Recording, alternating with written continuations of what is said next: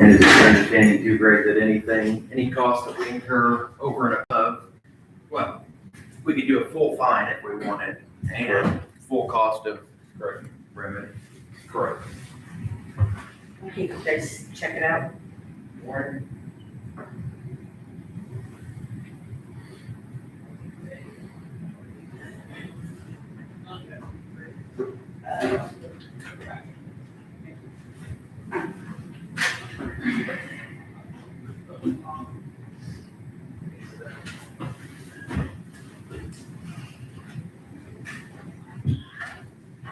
can you hear me?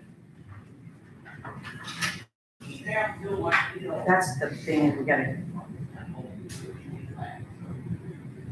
Okay, can you hear me? We're testing the audio, can you hear me? Okay.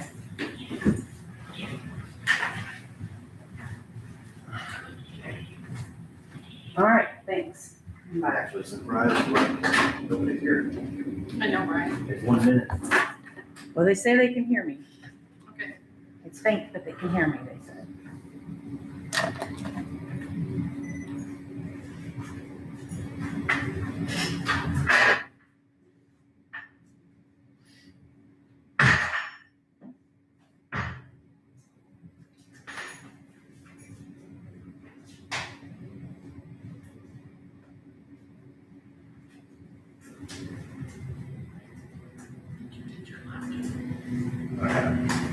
If they're gonna deliver it later, Okay, awesome. and you have to put Duo on your phone so you can multiple authentication, so, I don't know.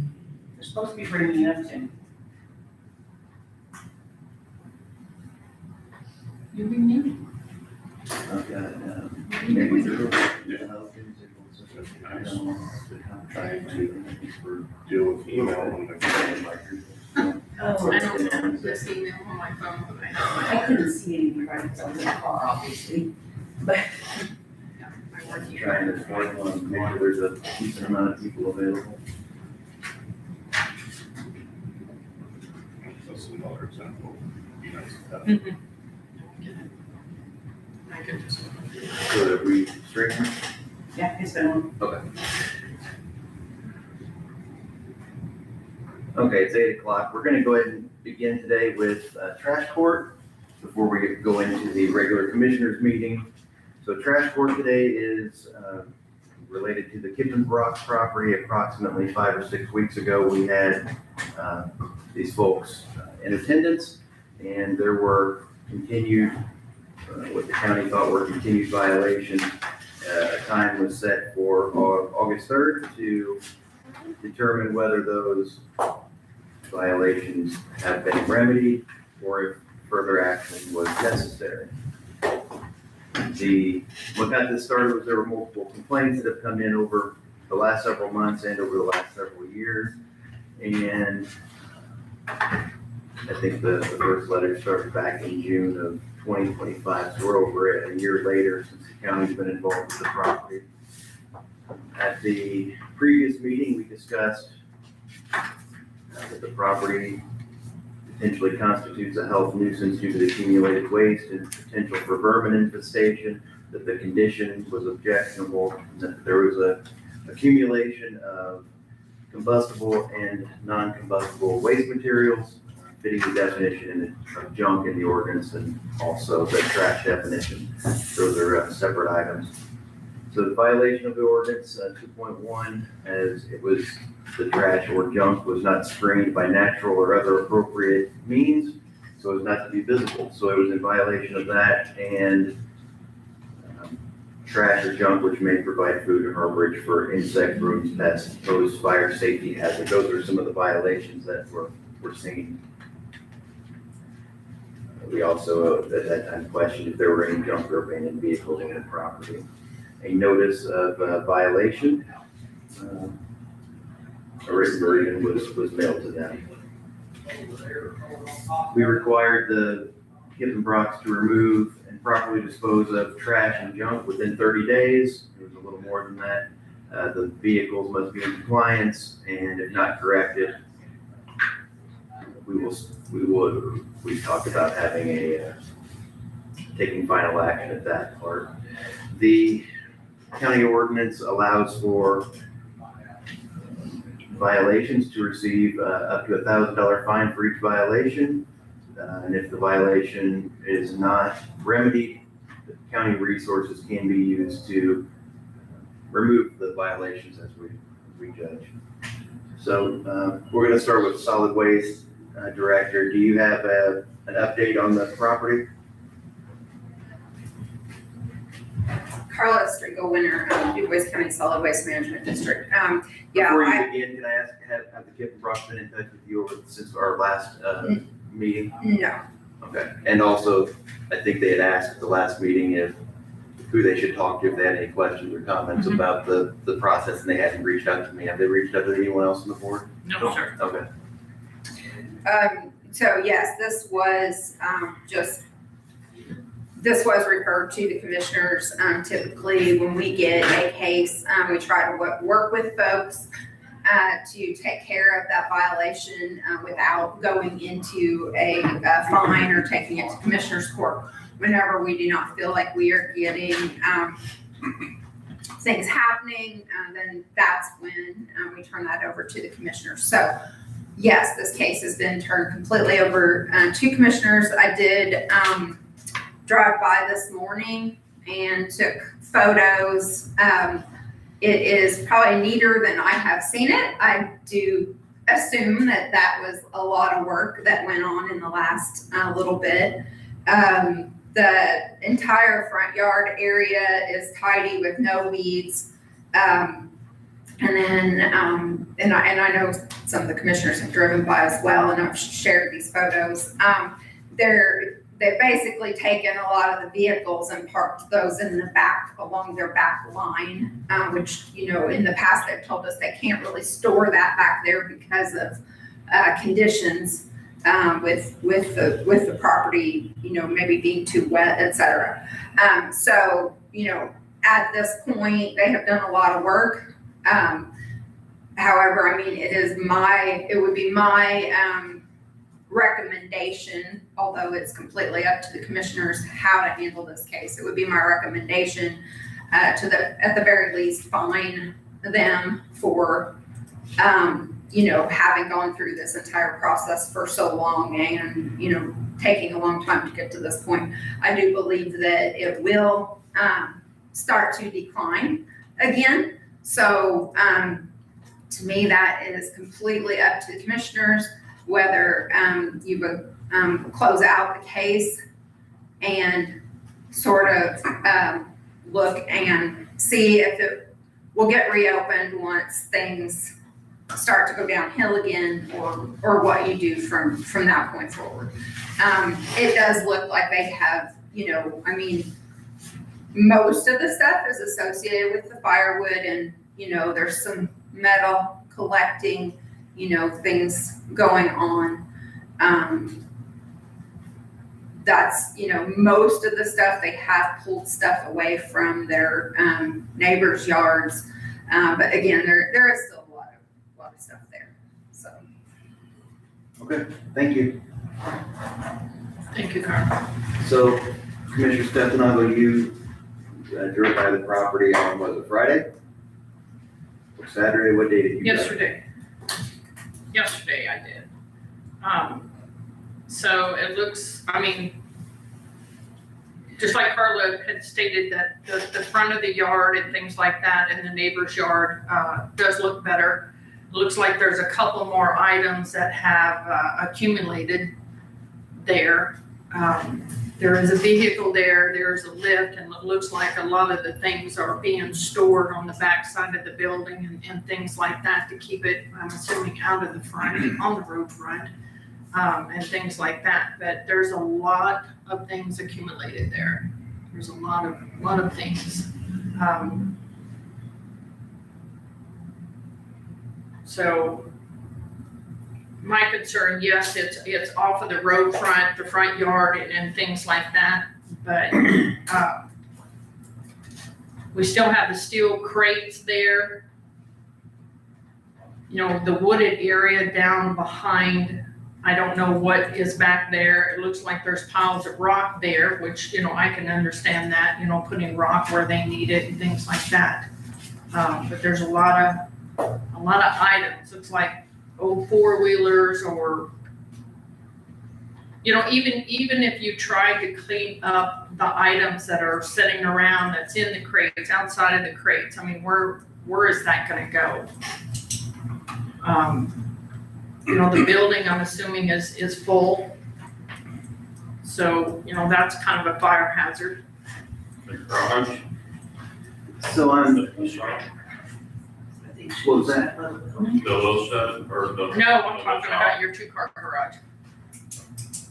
I mean, there's a lot of items in there as far as the items that are sitting outside for you to even move them inside, that's a concern.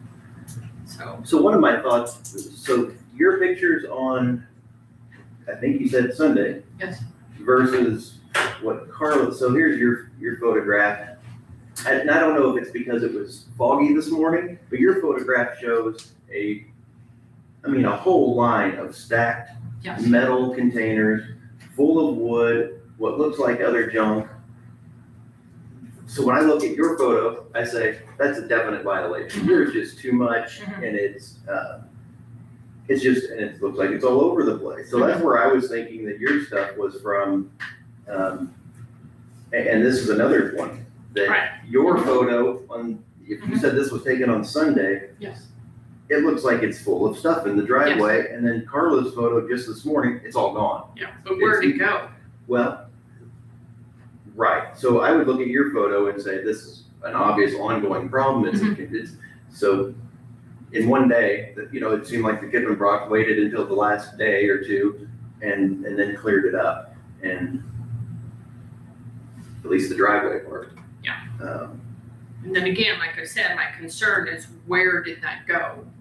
Because yes, I did compare the photos, mine to Carla's, and where did that go? Did that go behind the building so you can't see it from the road front, or? Does one of you wanna, address if you have a problem with your foot, you're welcome to stay seated, or Lance, if you want us to speak on behalf of your family. Yeah, we were just weed eating yesterday afternoon, and I had some stuff I put in my shed. That's really about it for what we done in the afternoon, and then a couple, it's just, a little, just light bulb and stuff, and a couple trash cans. So I'm gonna show you this, if you don't mind coming up. So this is the photograph that the commissioners took. So there's all kinds of items around here. And then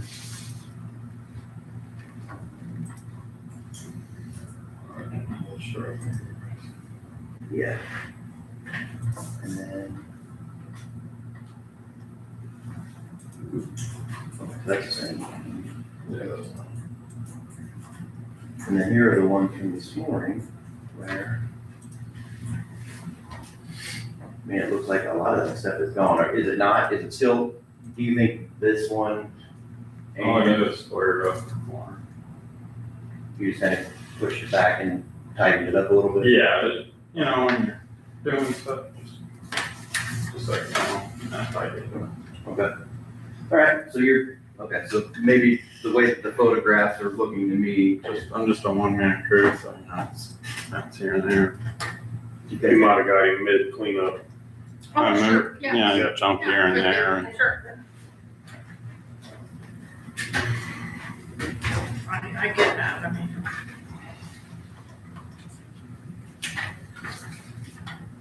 so ideally, in my opinion, I guess before I start talking, is there anything else that the two of you either of you would like to say about the Yeah. situation? Please do. yeah, I'd say it's definitely not in compliance. You can look down the fence line and be like, yeah, there's probably something behind them. You're saying you think it's still not in compliance? Yeah, but you might be able to say there's something down there, and I'm still, Down on the tree line, is there? yeah, you might be able to say there's something, might be able to say, oh, there might be something down there. So I'm still going through, killing weed, So picking up and hauling it away. is Trying to your, get rid of everything out nothing now. is your plan to cease operations and clean up the property, or is your plan to continue operations? Right now, I'm just cleaning out. I mean, are you gonna continue to do the wood business on the property? Well, I just doing my own, I'm just trying to get rid of it all now. So are you not bringing any new items onto the property? No, No new wood, no new metal? no, we're just trying, like you see the container there, it's just for picking up our own stuff that's picking up. I didn't see a metal Yeah, it's- dumpster. Is there a metal dumpster there someplace that, Yeah, I use it for putting the metal in, because I'm going through and picking up metal. for somebody to take it off? Yeah, Or, I dispose of metal separately and then trash I hold a belt in. try to separate it all? Yeah, I hold it all. Commissioner, one of the issues with that was that thing's been sitting there for months. I know. And I thought at a previous hearing, my memory of it is that it was supposed to come on the property, get filled up, taken off. If it needed to be filled up again, basically, Right. it would get done. So I'm still working. Because I didn't see one yesterday, is why I was asking. I Yeah. didn't see a new one is sitting anywhere. I had it behind the trailer by the fence line. Already dumped it off of it to put metal in it down there. That's right. Commissioner Hostetter, what are your thoughts on, So, unless you have something else you want to say? Yeah, if it keeps going the way it's been this past month, and then you don't get any more complaints, it might be okay. So again, if I was to come out there again in 2 months, what is your goal? Is your goal to have all of those metal containers gone, or are you still going to continue using the metal containers to store wood? What is your future plan Yeah, I'd have some for my own use. for your use at the house? Mm-hmm. What about for selling to others? Like firewood? Yes. Nah, I didn't really do that. Okay. Anything else? No, we're just Okay. trying to get rid of everything. It's hard to keep everything running anyhow. Ms. Skimrock, do you have anything you'd like to say today? We do want to continue with the cleanup today and throughout the week. Of course, weather and just health issues have delayed it. But we are continuing. So as the owner of the property, because you're the one that will ultimately get held responsible for any activity on the property, what do you see happening to this property over the next 2 months? Is your goal to have all of this woodworking business stuff off the property, or is it to continue it, or what do you think? If you think we can't have any of the woodworking business on the property no longer, I'm gonna have to say no to that, because that's our source of heat for our home. Mhm. So if we can't have our woodworking equipment on our property, I'm gonna have to disagree with that. We should be able to still provide for our own source of heat. We have a wood burner, that's how we warm our home.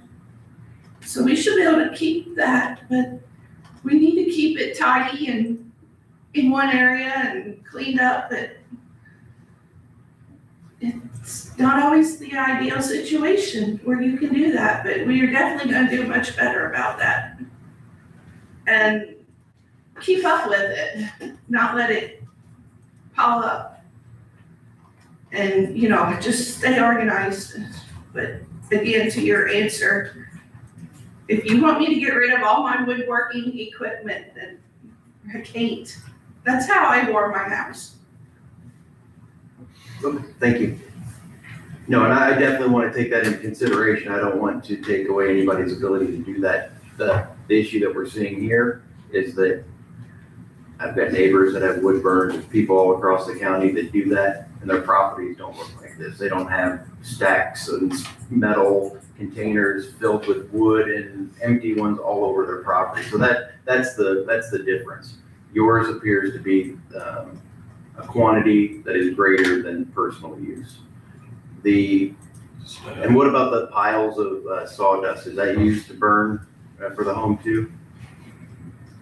What piles of sawdust? Or it looks like sawdust. I think I think it's rock. Is it I rock? think that's rock. Okay, my bad. So it's the rock. I don't necessarily have a problem with piles of rock. I would have more problem with it if it was sawdust. Because that's more likely to travel and it's more likely to take bugs. Commissioner Officer, thoughts? I see significant improvement. I'd like to see the improvement continue. I don't think it's really there yet, as far as in compliance. But I think if you continue to improve as you have in the last, couple of months, I think you'll get there. I think the standard is a little bit subjective as far as, I don't think any of us expect your lawn to look like a golf course. Just neat and tidy and organized, and I think your neighbors would be happy with that, so. Okay, so we need to determine next actions or no actions, whatever we come to agreement with. So Commissioner Stefanato, we'll start with you again. You've been on site. You provided some photos, and Solid Waste Department has been on site. I would agree that there's been progress, but as I look at the photos you presented, there still seems to be more than is necessary for, it's just uncommon and it's not. Right. And I understand the part about this is your heat for your house and stuff like that. I understand that, but there's a lot more than wood.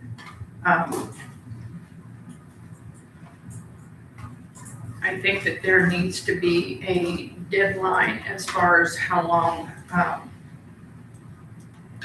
we're gonna give them to get this tidy. This has went on for quite some time out of respect for the neighbors and things like that. So, I would say that, I would argue that today is that deadline. yes, I mean, I agree. I agree. I don't have to be, If, I'm not saying I'm correct, but that's what I thought our idea was. I don't know how much help the Kippenbrocks have as far as somebody helping them with this project. But I think it's time to take action, whatever that may be, to, Lance, can I ask you to look at one more thing? Yes, sir.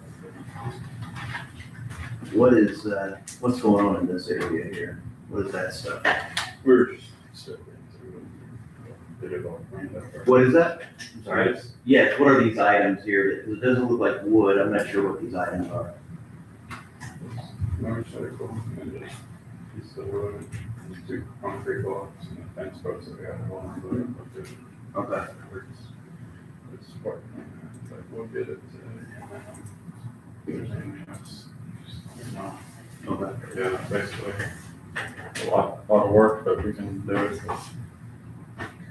Thank you. Yeah, I just wasn't sure what those items were. so is there a fence on the back side of your property? Is there a fence down through there? Yeah, just, Like where the tree line is? Property line, Okay, yeah, tree line, property line. yeah, Separates from the farmland, the cropland there, okay. fields. yeah, it used to be a pasture. Okay, do you have several items down along that fence line as well? No, No vehicles, no? no. Okay, Like I said, we're still going through and killing all the weeds and picking everything else up. So, but we really do need a few more weeks, so.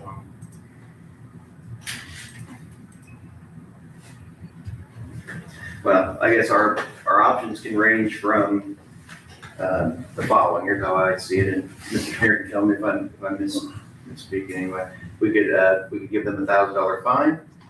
We could take action to have county resources come onto their property to remove whatever we feel is, not whatever we feel, whatever is in violation of the ordinance, or to help get the property in compliance. Those are probably the two main actions we could take, or if we take inaction, that would mean we could say we're gonna close the case and let the Tiffin Rocks go on their way. Or some combination of any of them. Does that sound like a fair representation? That is correct, yes, you can do a combination of all those or one of them, yes. You find them, close the case, everything you said. Thank you. So I think as of today, my recommendation would be, that we fine them the $1,000 and we close the case. And just fair warning, your neighbors are still next door. They can still file another junk ordinance. So continue the progress. And I think as long as we see progress and your neighbors see progress, the chances that you get another one are probably slim. But if you start to backslide, somebody's gonna call it in again. So that'd be my recommendation. Okay, so would we, I mean, just so they know what an expectation would be. I mean, for me, if the metal container, if that's their storage mechanism, because a lot of people I see in the county, they stack the wood. Mhm. They have pieces of metal holding it up, and they have, I think my neighbor has one that's probably 25 yards long by 3 feet high, because they have a wood burn. And that's what typically I see around the community. But if they want to use the metal containers, if that works better for them for some reason, at least if they were all in one area, they're stacked, they're not spread. I mean, those are the kind of things that we would expect. I'm assuming they use the metal containers because they can pick them up and bring it right to the door. And Yeah, those burners inside the home, so it's easier to bring it up to or instead of stacking and then unstacking. And You can Because give I it don't think time that to season. the problem isn't necessarily the wood or the metal containers, it's that there's so many of them and they're so everywhere. Or that's historically been what it's been. And or it's that's more been than my- just, Well, and for a while, it was unorganized. It was a little bit here and there and everywhere. I think if they're, kind of in a neat row or, just in one area organized, I think that would be acceptable. So keep the neighbors happy and have no accumulation. I agree. Okay, Commissioner Stefano, any comments? well, this case is before us for quite some time. I don't want to close the case. I think there needs to be a fine, and I think that we need to use our county resources, whatever that may be, whatever we need to follow to go in and clean up. I understand the wood is their source of heat. I understand that. But there's a lot more there than just wood. And as far as them keeping the wood, I think that part needs to be better organized as well. So that's where I'm at. So can you tell me, I know that there's concrete blocks that were there. Uh-huh. There are some miscellaneous vehicles, and by vehicles, I mean like a motorcycle, three-wheeler, Right. some other automobiles that are on Right. property. So what items would you find we would need to remove? I understand they've got like a forklift there and things like that to pick up their crates and to clean out the area and things like that. I understand that, but there's a lot more. It looks like an old motorcycle. There's concrete barriers. There's an old four-wheeler that looks like there's a bunch of steel laying around. I mean, that stuff is recyclable.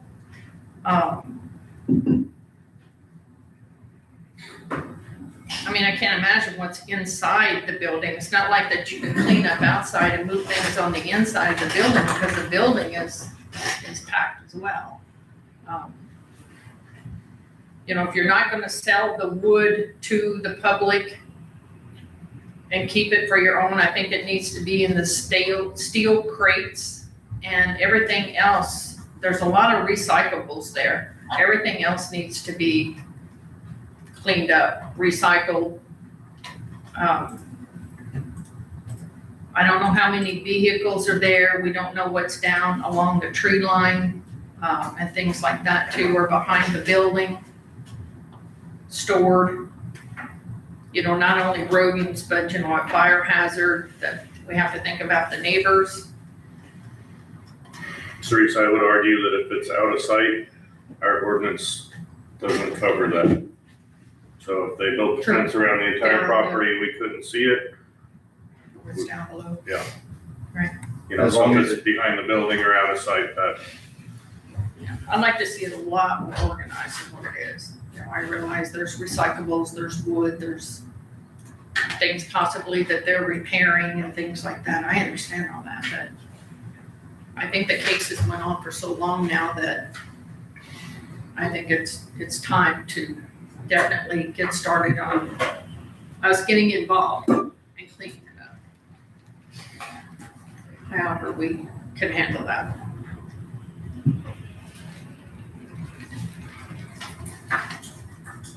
If we take that route, who do we think will be in charge of overseeing that happens?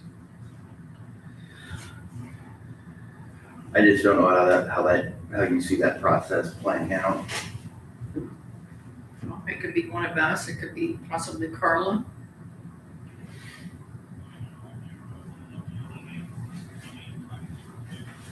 Because as I sit here today, I'm hearing both of you saying a little bit of different things. Right. My,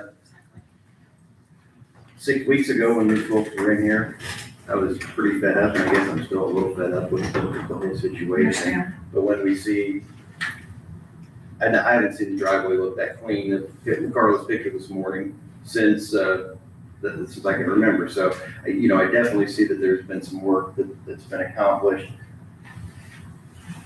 I think 6 weeks ago, I was to the point where if there was one thing out of place, enough's enough, and we're gonna go in Sure. and repair it. Sure. And take care of it. Understand. But it's always a challenge for the government to go on someone else's property and deal with their property. So that's a hard line for me to cross, but I feel like we're being pushed very close to that. Understand. Sure. So that is, that's where I'm at right now. And you have to look at it a different way, this is the way I look at it, a helping hand for them. I don't know if they have that help, or resources to help them with this project. With the motorcycles and the concrete? No, wall? just the cleanup in general. I don't know, how many people that, you can pull in to help you, or, you know what I mean? I can do it. Yeah. Several people. Yeah, all week. So is the issue that our expectations aren't clear enough, or is I just been jumping around here and there on the property, so it's a lot of hidden work being done. And heat and the sun and the allergies All and the equipment. frost but bites that's- and the rain. But it is doing good headway, but it is still not ideal right now. Ask one more time. so, so another option, do we give them 2 more weeks, we give them a fine today, we give them 2 more weeks, and if it's not done, then we move on, or do we say that we said that 6 weeks ago and that this is just it? We've said that already. So, see if you get another complaint or Commissioner Hostetter? that's just. I wanna find them and close it. Okay. And what was your final comment? Did you have another comment? Yeah, that's fair What is? to let time pass and let me see what all can be done.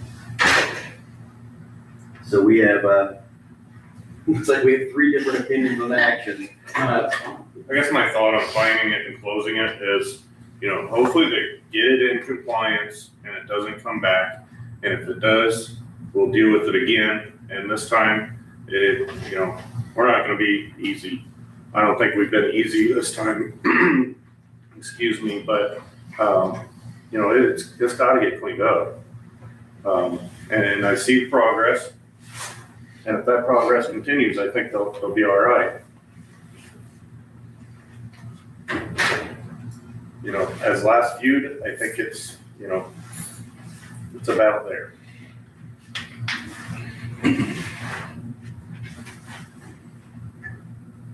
Okay. This just feels so, these photos just feel so in between. So, all right. So the option could be fine today if I just don't like either of our options here.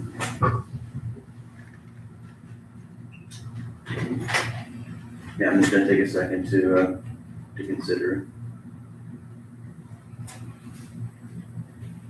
I can say if we remember when we started this, there were junk metal in the front yard. There were multiple vehicles to the east of the home.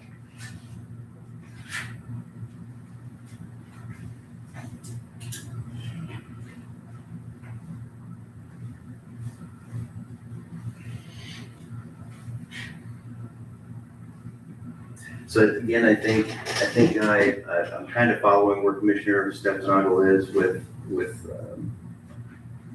going in and taking care of that. I want to make sure that we have a process in place that will make it happen. Mhm. If we're going to do that, Understand. So where are we getting rid of, or what were you guys thinking, like, are you gonna like crush my dirt bike or not? Just whatever you consider you want gone, or is it like a certain particular thing you're thinking about removing, or just like a piece of angle iron? That's what I'm asking. yeah, we're trying to Or are you hammer just that out. kind of thinking like, that looks like something's gone there, and maybe Lance can clean, you know, there might be like some dirt on the concrete, maybe you can pick that up and get that wood stacked out. And What? move them blocks, Right. so on and so forth. Commissioner Stephenagel, would you be willing to meet with Lance on the property within the next week? Yes. Okay, would you be willing to let Commissioner Stephenagel on your property to discuss this issue within the next week or so? So Yes. charges with that? Will No, there be so- charges with that? No, what we're saying, I guess I'm just trying to determine what our next steps could be. And if Commissioner Stephenagel could come on the property and say, Lance, this is what's not acceptable, this is how we'd like this to be, then I think that could be a next step that would be as minimally invasive to you, and still maybe get us to the place we want to go. Yeah, I said you guys can stop by anytime, I'm out. All right, so I think my recommendation would be to put a fine in place of, say, $800. This has been a long ongoing thing. They've been not in compliance. And then we allow Commissioner Stephenagel or one of the other commissioners, if it doesn't work out for her, to meet with them on property, to tell them specifically what would take to be in compliance. If in 2 weeks they're not in, haven't met that, then then that's that. We have given them, I believe, every effort and then a little extra time to do that. So that would be where I would go. Can either of you get on board with that? I think that's fair. Okay, Commissioner, or Attorney Schneider, does that sound like It does. a legal Yes, move? and then you have 30 days from the issuance of the fine, I believe. To have that paid.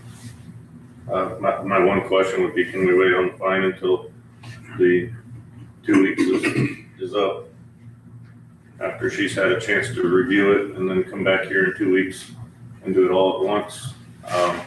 Just in case, I mean, if it gets worse, then I would want to do the max fine. Or do you want to do the fine today? Because we're not really closing it today, so that would be my reasoning. Yeah, I can live with that too. Okay. So so as far as today, we'll do a 2-week continuance. Commissioner Stephenagel will meet with the folks on property. If they are unable or unwilling to do the work in 2 weeks, we will go on site and do it ourselves. Fair enough? And I need a telephone number. I will not come unannounced. I will, So if you have a phone number, I Yeah, if you want to come up here and give it, so you're not giving it to everybody in the public, you can. Write it. Here you go. You write your telephone So, number down, Lance. 8:30 then on the 17th will be the next time we'll meet.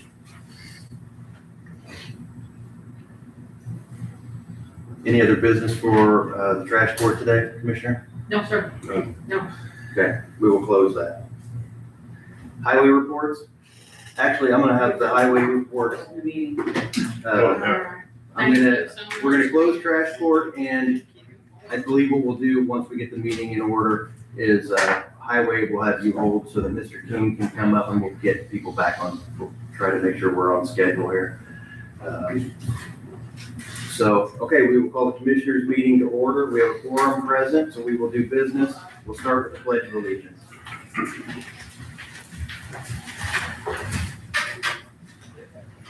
I pledge allegiance to the flag of the United States of America and to the republic for which it stands, one nation, under God, indivisible, with liberty and justice for all.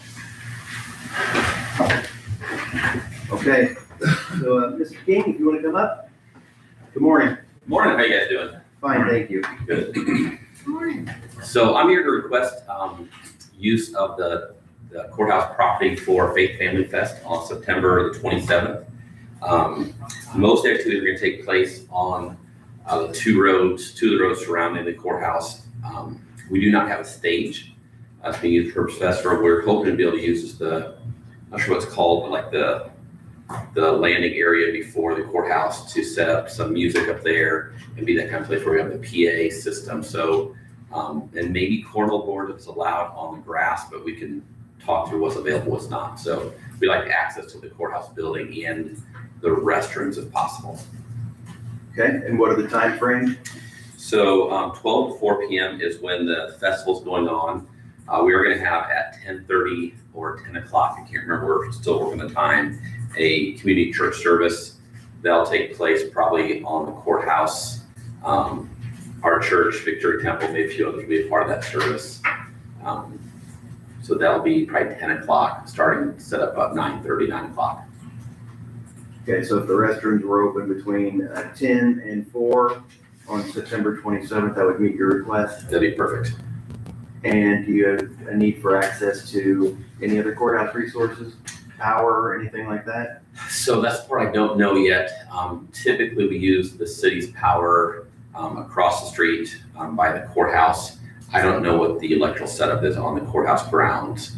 Use the city. Okay, we'll use the cities. No, they do have a convenient power around I thought they their did. part, and I don't know how convenient ours would be, but Okay, those are generally the things people request, either use power or to use the restrooms. yeah, So I don't believe we'll use where's the power for the city begin? Just off the courthouse lawn? I think it's everything on the outside, They right? did have an electrical thing right outside that They- fence down. And that's what we plan to use, but since we're moving it, doesn't matter which landing area we use, 'cause I'm actually thinking of using the north side, not the east. I don't think it'll make the board any problem of how you wish to use it. I think the way we've been doing our policy has been it's a public piece of property. If you want to use it, we pretty much will allow anyone to use it. If you cause any issues to it or any damage, then we would expect you to remedy that. Yeah. Holes in the ground or any damage, that would be your responsibility. But other than that, I think we'd be okay with you using whichever part of the property, the external Okay. part of the property that you'd like. Perfect. And do we have an insurance form? He You do said, not yet. not insurance, but you did a courthouse use agreement. Correct. We'll have that. And we'll just, we get our insurance, gives a certificate of insurance. And what we'll do is we'll probably do you guys want a separate one from the city? So I'm assuming you probably do. We just need to be named on your insurance. Okay. I'll do Like that. a certificate of insurance. Yes. So you believe you have a courthouse use agreement? He had. Yeah. We've been approved by the city already. Say, oh no, that's a different form, yes. It's a courthouse use agreement. Yes, I sent it to you. I thought you sent it back. I to didn't. me. Okay, so we have that, and as long as you get us that insurance by the week before September 27th, I wouldn't have an issue with you. Commissioner Hofstadter, Yeah, no problem. Commissioner Stefano, Sounds great. so we can, I'll move that we approve the request of Mr. King for the Faith Family Fest on September 27th with the restrooms to be open between 10 o'clock in the morning and 4 p.m. in the afternoon. I'll second. Any other discussion? No. All in favor, say aye. Aye. Aye. Motion carries. Thank you very much. Good luck with your event. I appreciate it. Thank you. Okay, we will go into highway reports, please.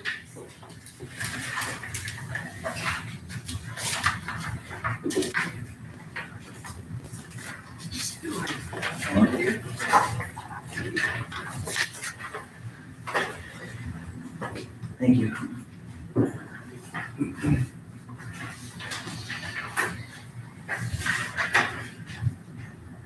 Good morning, Good morning.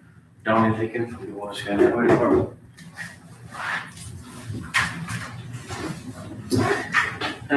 First of all, Johnson grass is a noxious weed and getting out of control. The weed board is getting numerous complaints about landowners with an abundance of it on their properties. If you have any on your property, please make the effort to get rid of it. I was told to ask you guys, I guess you guys are the drainage board, Yes. is that true? And is there any law that states you cannot spray the bank ditches? That's where most of it is. So, I mean, on the big bank, of course, it comes from wherever and goes downstream, and all the Johnson grass just keeps going on the wheat banks. Do you know anything about that? I mean, are they allowed to spray it? Are they, I mean, of course, we don't want to get on there and spray everything and kill everything, because that's how ditches get wider and wider and deeper. So we get erosion, right? Yes. So, but I know there is a thing, it's called Outrider, I believe they said, that you get on there and spray. I mean, is there a problem to do that? Supposedly it kills just that and not the fescue. In the last 10 years, we haven't had that issue come before our board, so I'm not positive. If you're saying, does the law allow a private citizen to spray their own? Or are you talking about the weed board to order it sprayed? The private individuals spray their own banks. I called somebody the other day about it. I got a phone call saying that such and such had a lot of Johnson grass on their wheat banks down through the ditches. And so I called him up and he said he didn't think he was allowed to spray the ditches. Okay. Supposedly that was years ago, also the same thing. And supposedly they was just, maybe heard it from another farmer, maybe heard it from somebody else, I don't know, and maybe they was just using it as an excuse not to spray. So there may be a willingness to do the work, they just want to make sure that they're compliant. Yes. Right, we give them the benefit of the doubt that it might be what they're doing. Okay, I don't know the answer for sure, so Mr. Schneider, can you review that and let us know when you figure it out? Okay, we can move on to the next item. Okay, all righty. Ireland Road Bowling is having their annual road bowling on September the 19th.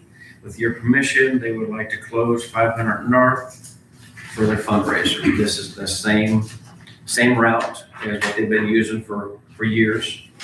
And they would just close it from 700 West to 550 West for, Are they coordinating with you for any signage or any? yes, yep. Crossbucks, whatever? Yep. Yeah, they already asked about that, and we have a note in the office. They're gonna come and go. Any issues, Commissioner? No issue.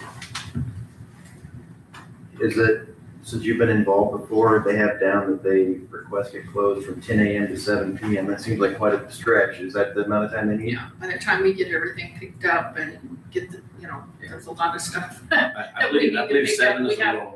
Stations that we need to clear out and bales, straw bales and things like that. So there's a lot to pick up afterwards. So you think 7 o'clock is appropriate? I think it's appropriate. Okay. Anyone have an issue with the closure? I don't have an issue. No. Okay, I'll move that we approve the Ireland Road Bowling on September 19th road closure that they requested on 5. A second. Any other discussion? All in favor, say aye. Aye. Aye. Motion carries. I'll let you have it. You're up. Okay, 625 West is on the chip seal upgrade list, but it is a few years out. We are doing 650 South, which is connected to 625 this year, probably this weekend, hopefully. And the owners that live on 625 would like to pay for chip sealing their portion of that road leading up to their driveway. It's about 825 feet, I think it is. With your permission, we will get a check from them and chip and seal that section at the same time. We did this several times in the past, different, as long as they pay for it. And it is, it's ready to have the right of way. It's got everything ready to go.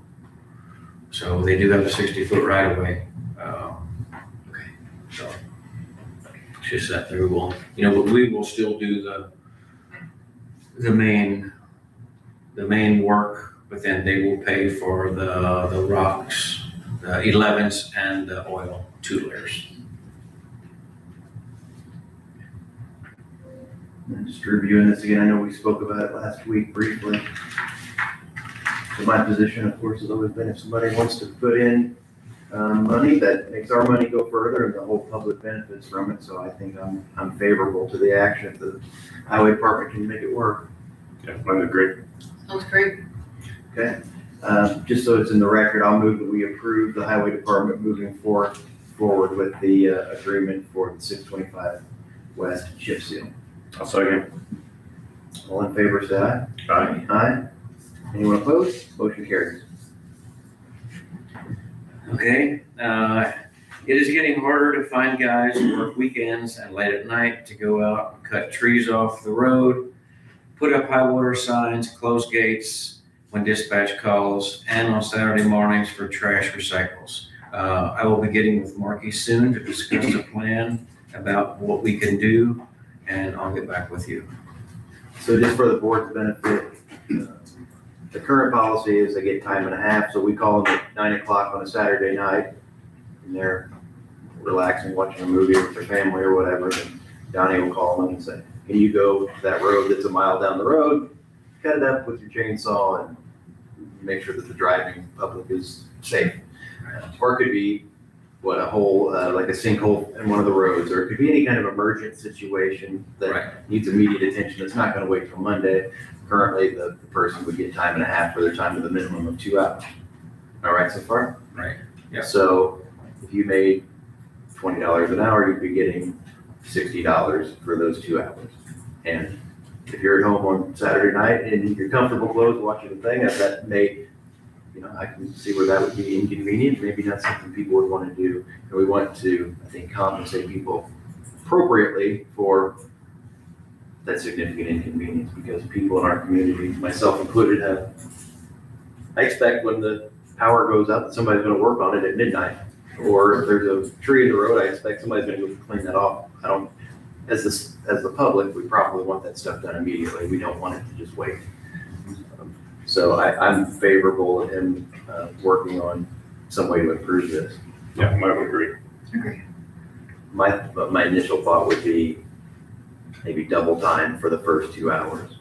Or something along those lines. And there's a part in the handbook that I've asked Mr. Leakin to work with Donnie or with Marky on fixing. But would that be a place that we would be at least considering, or is that too much? Not enough? Well, or just a, emergency call, you get X number, $50 automatically plus your hourly, or, there's different ways to do it. But yeah, I would agree to incentivize it. Because double time to go down the road and cut a tree off the road, that might be maybe worth your while. But do you name like who's getting called this weekend, or do you have a process for that? I am, dispatch will call me, as of right now, we never changed it yet since Brent left. Well, I didn't know if you had somebody like, this guy's on call this weekend. I use, no. That way that, hey, this weekend, I'm. Yeah. And they're all on call, because normally what we do, the closest guy to that tree, I know where all of them live, and if there's a tree on 1025 east up there, I'll probably call them right from me. If there's someone down here, I'll call. So I guess from my point of view, if I'm that guy, I kind of want to know, I'm the guy that would be getting a call tonight, or, whatever. And it may be your different districts. You got somebody on call for those different districts, and maybe they just get, a little bonus for being on call, because it changes how you approach your weekend. I mean, you wanna go out and have a couple of drinks on Friday night, you know, you probably can't do that if you're gonna be on call this weekend. Right. I believe that's what Jasper does. I talked A to Jeff rotation. Tyson. Yeah, Yeah, they're on a. The difference with ours is we've got a lot more square miles to deal with. And so I think what you've done is haven't you rotated who takes the initial call from dispatch? Isn't that what you were planning on trying to do? So it wasn't you 100% of the time? Yes. And so is Levi taking some of those or? Not yet. We never got. Oh, you never got He that doesn't. far? He's still trying to learn a lot of the roads and everything Sure. else, so no, we did not do anything yet. We was thinking about, I would love to get 3 foremans to do that, is what I would like to do. And, you know, get on call, that way dispatch can just call straight to them, Sure, they have their own district. sure. So that's what I would like to do, but I'm trying to get them on board. I know we had suggested that before, but I never worked anything out with them yet. They don't, I think you guys had suggested $100 a month maybe, and they didn't think that was appropriate, so we didn't went any further. So, Well, I think the discussion needs to be addressed. I mean, I think it needs to be worked through. It may be best coming that direction to us Mhm. to say what's valuable to them and then we can decide if it's something that's palatable. Exactly. Okay. sure. Start Try to work with them conversation. again and see No, what's. I'm saying you figure out what you think is gonna work best for your department. Work with Mark, work with your guys and then come back and tell us. Yeah. Okay. Exactly. Because if we tell you, it doesn't work as well as if you give us a suggestion. Right? Okay, that sounds good. Thank you. Last on my list, coal mine, we did get the turnaround done on 750 West, and the barricades that were back further, we moved up just to the north of the turnaround. So that should be complete and good to go.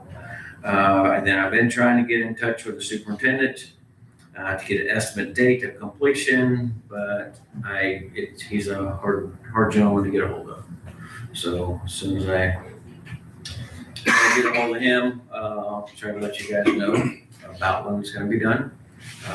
And so there's. So they are aware of our approval for them to Yes, continue? Yep, they are aware of that, and hopefully that will get done within a month, I'm hoping. So, that's all I got. Okay, thank you. Oh, I did have one more thing, I apologize, and I don't know if I should, if this was a Carla thing or a Donnie thing, the Schmidt complaint on 56, where are we at with Yes, I talked to Carla last week about that, and I think she was gonna go check it out also. I drove past it, there's a lot of weeds, and I seen some junk up there. And she was, I don't know if she got any more on that or not. She was gonna look in on it. that? Okay, so So I'll get with her again. that works, thank you. Yep. Mr. Schneider, did you find anything that is of value yet on the Johnson grass We're situation? not seeing anything that would prevent it because it's encouraged to take care of the Johnson grass. And also, I have sent an email to Donnie to check with Kenneth and the extension office also. There's a statute that says that they shall assist in that, and I think you might know that. Yeah, I checked with Ken, the first person I called last week, and he said he didn't know anything about it. I'm not finding it either because it promotes the removal of it. I assume there's a law that says you shall remove it and another law that says you shall maintain your bank.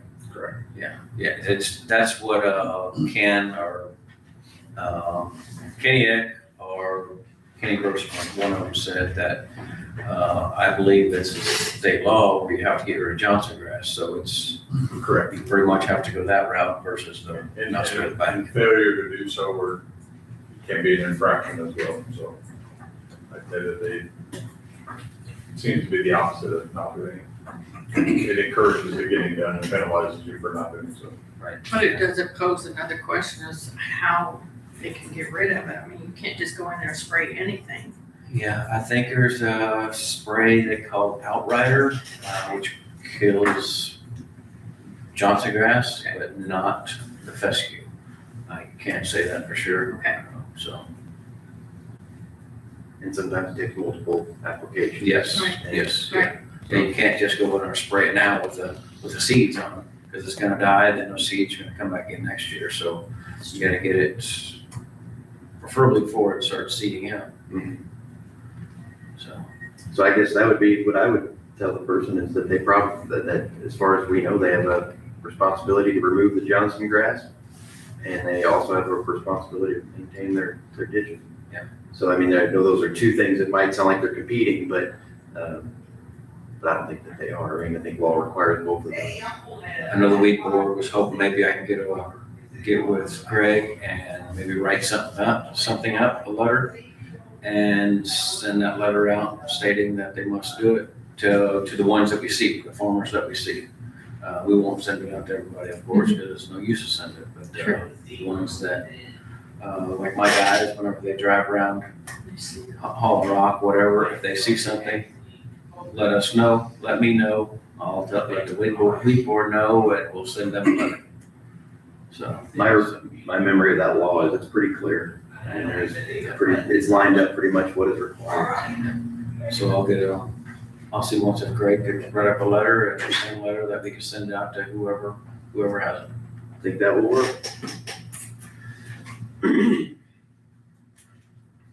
So it's 9 o'clock. We're gonna go ahead and let Mr. Young come up. Excuse me. Mr. Young here to talk about the ambulance budget for 2027. That's correct. Okay. I'm sure that means or not, but.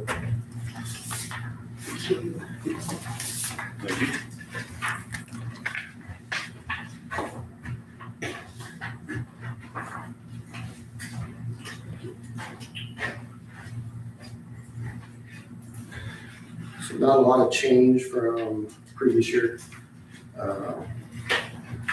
As you look at the, I don't know what the first form is there, that is the budget estimate.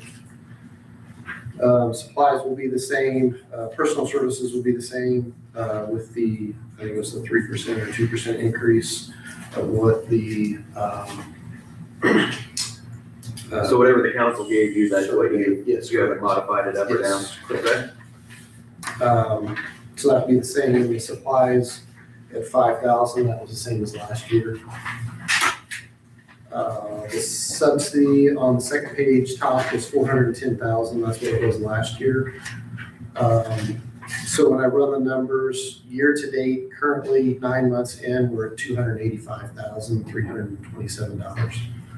That would be what it is if it ended at the end of month 9.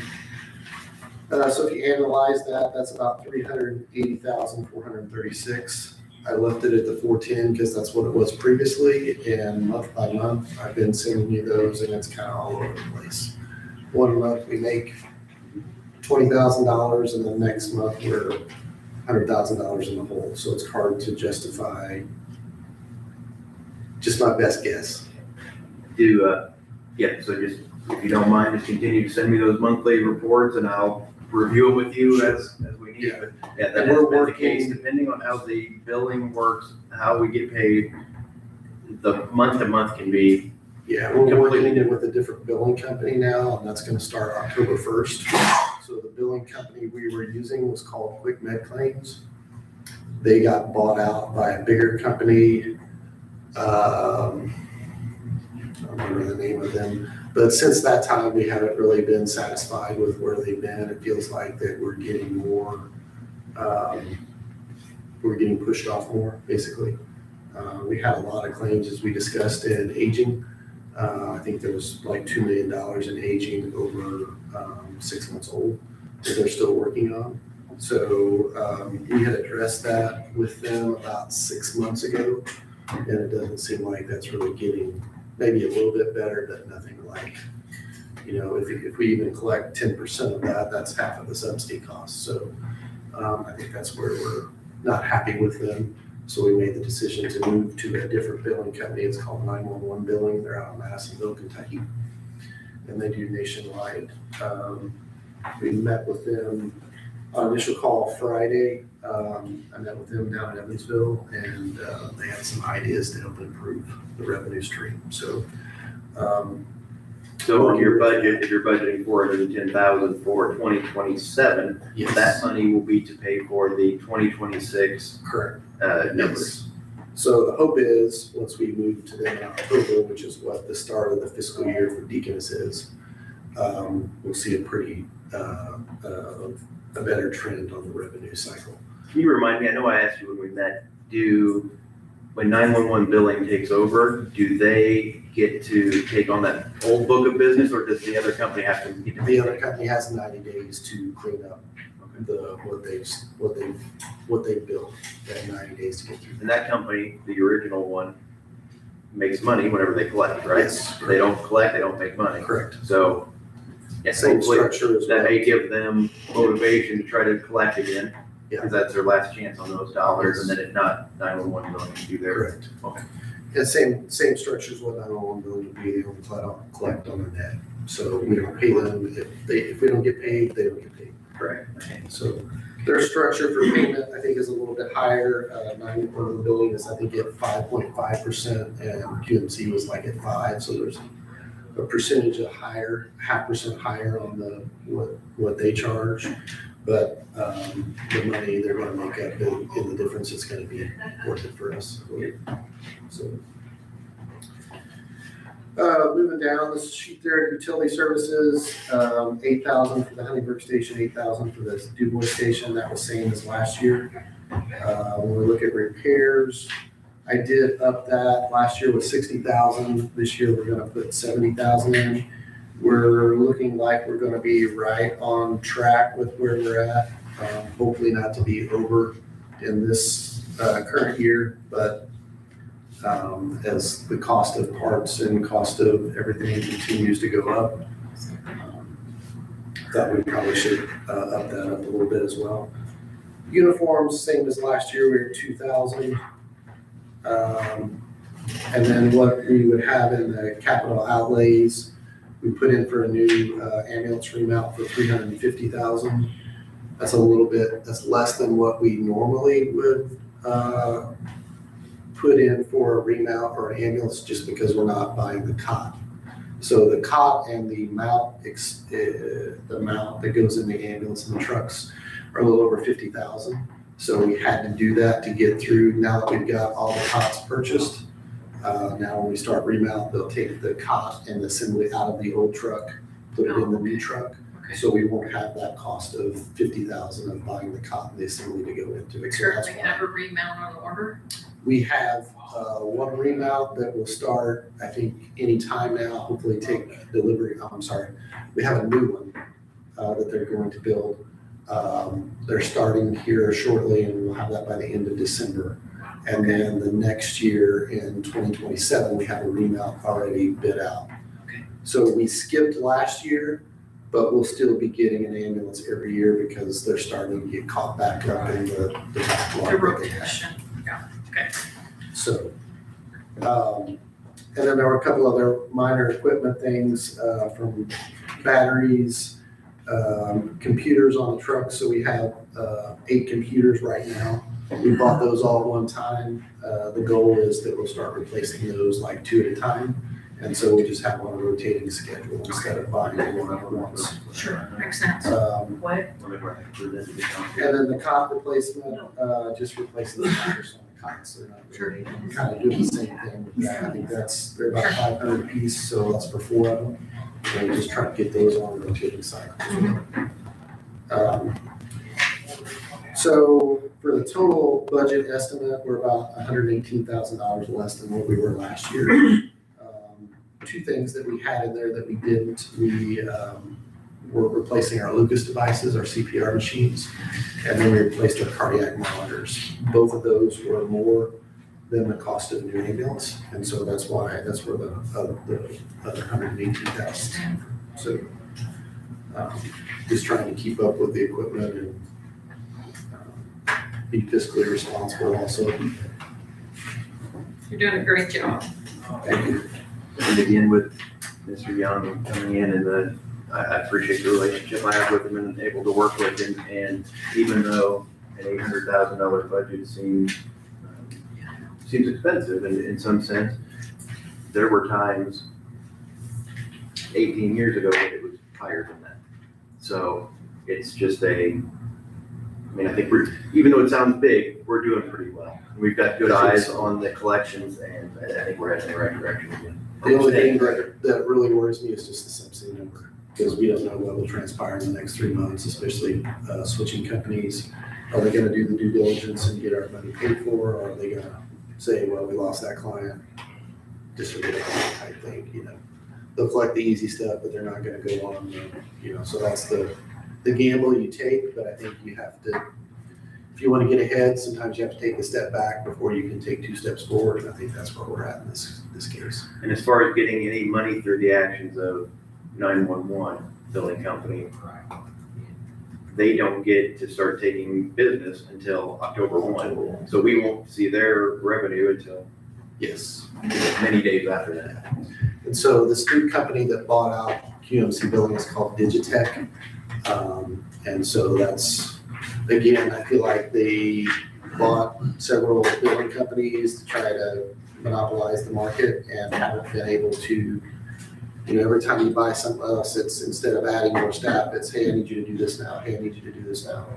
And so then there's only so much time in the day, you can only get so much. If you're not handling the insurance companies, you're not gonna get your bills paid. And so that's unfortunately where we're at, so. And again, to clarify, does 911 billing in October 1st, do they handle 100% of your billing, or are they only dealing with delinquencies? No, 100% of 100% of them. Okay. And so there's some things that they offer that QMC Billing didn't offer from a standpoint of they'll go out and try to collect more data for if insurances were denying it because of X, Y, and Z. They would go out and try to collect that X, Y, and Z. They have people that have access to the EMR, the medical record. And so they'll go out and look and say, well, you know, they also have this medical problem, they have this medical issue, and so this is why it was needed that we did this. So I think we're gonna be more satisfied with them. A couple of local counties, I think Spencer County uses them. I think Crawford uses them. And then the director, Deacon of CMS, he worked at Owensboro AMR and they used them. Always had good luck, always had good reimbursement, and we're happy with the services they, so. Locally had some good feedback there, so you're not just talking from the business side and they're selling you a product and you don't really know, is that really what's gonna happen or not?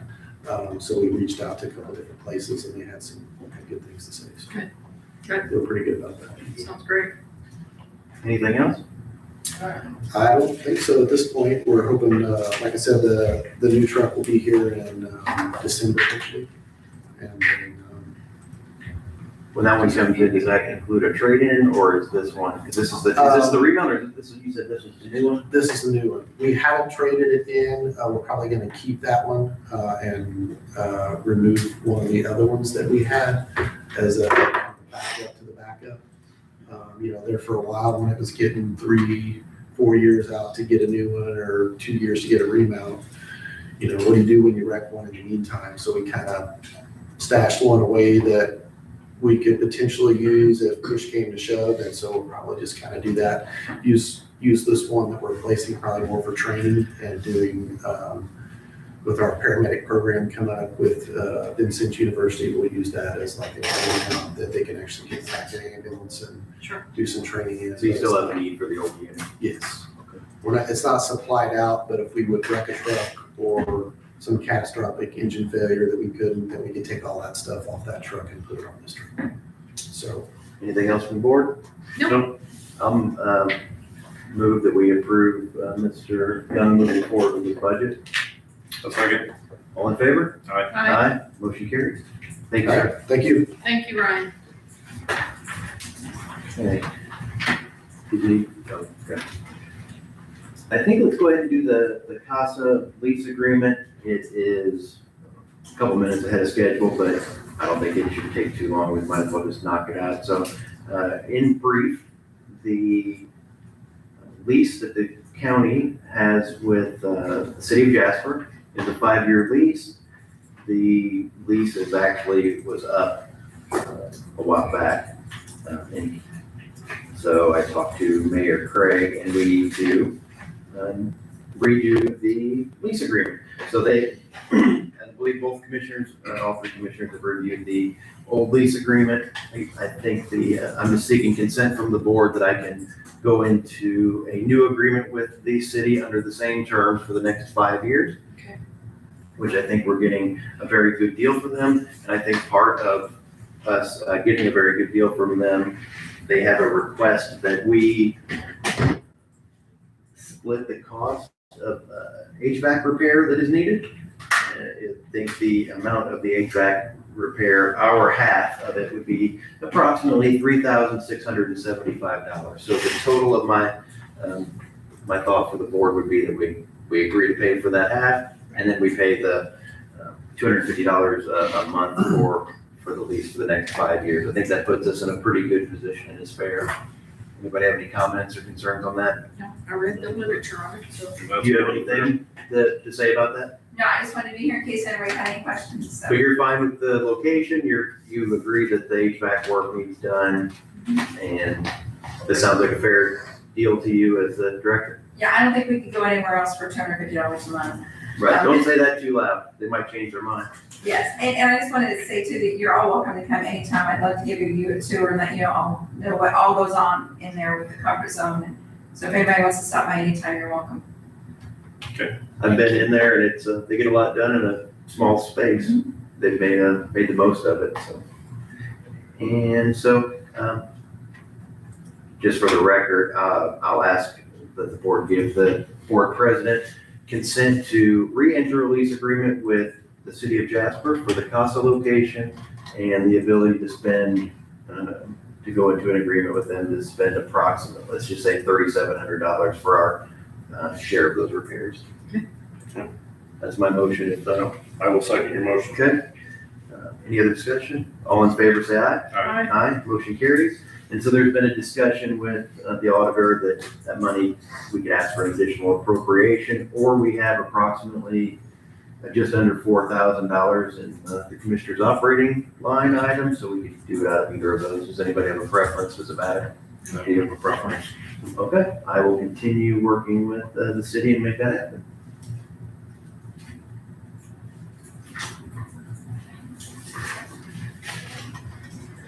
Okay.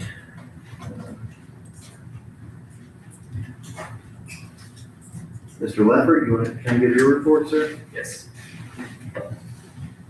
Good morning, sir. Morning.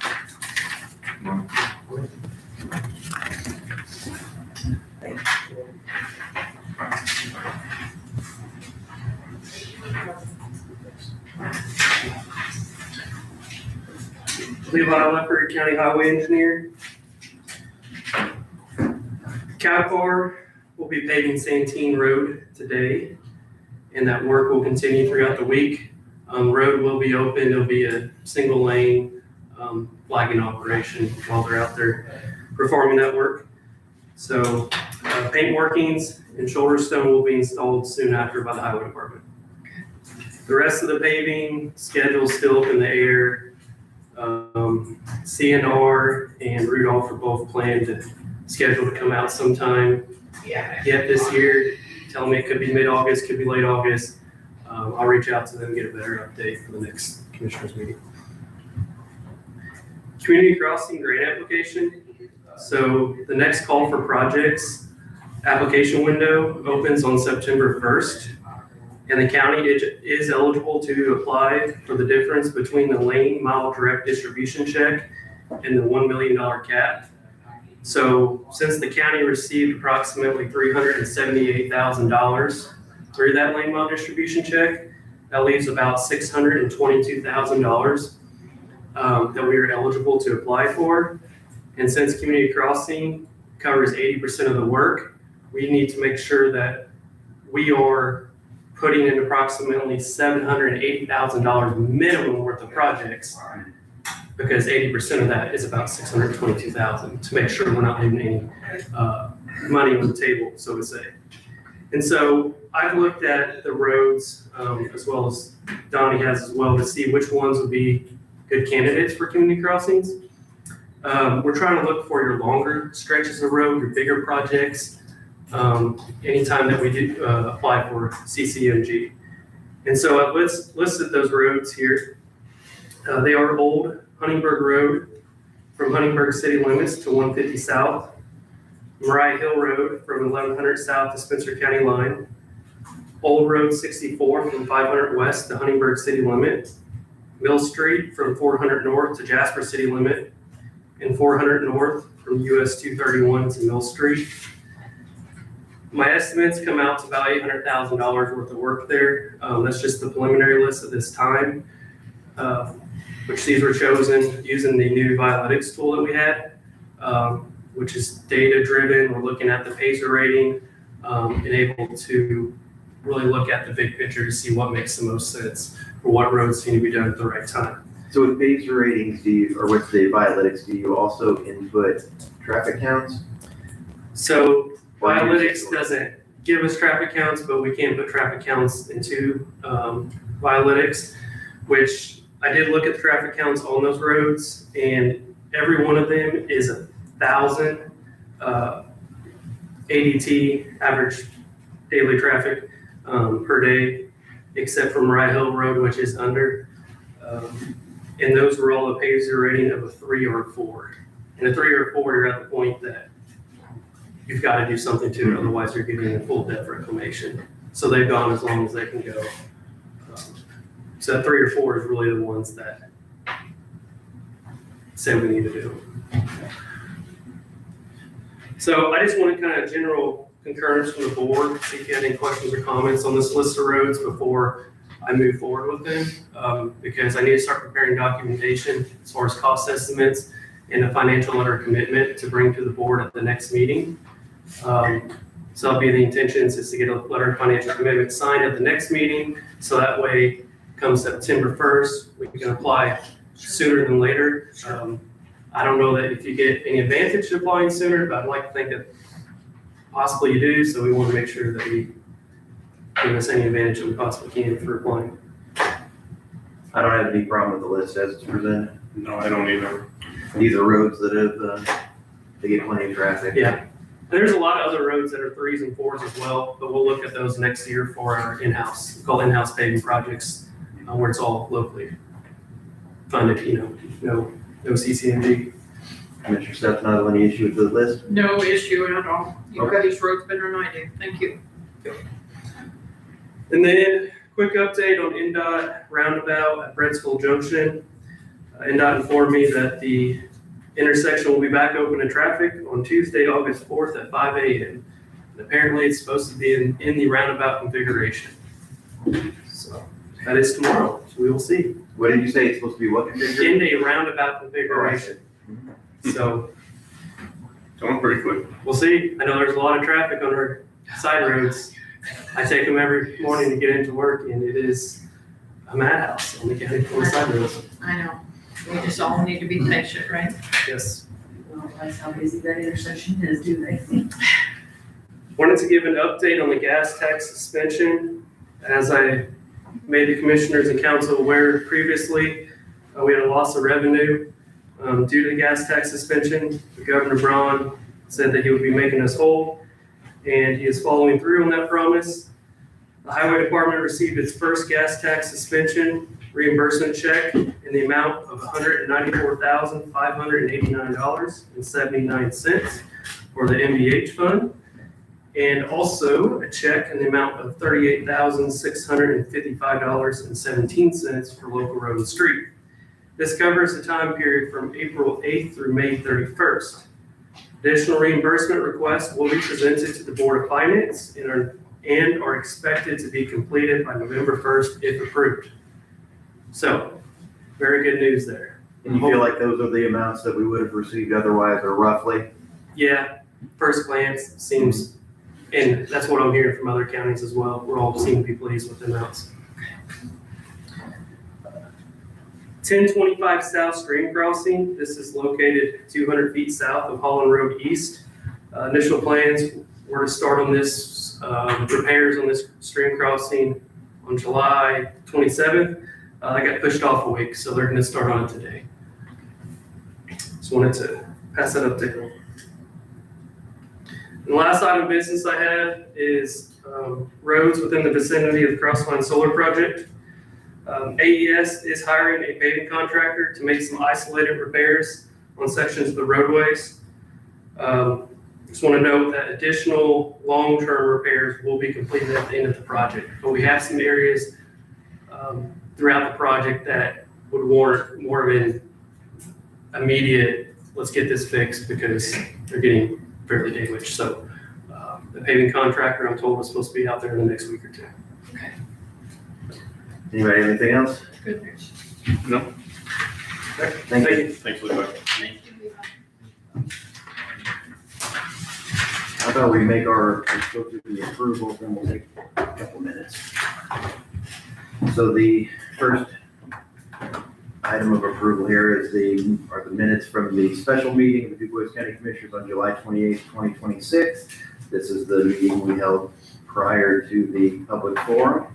Anyone have any modifications or changes to the minutes? Yes, sir. No, no, I'll move that we approve. second.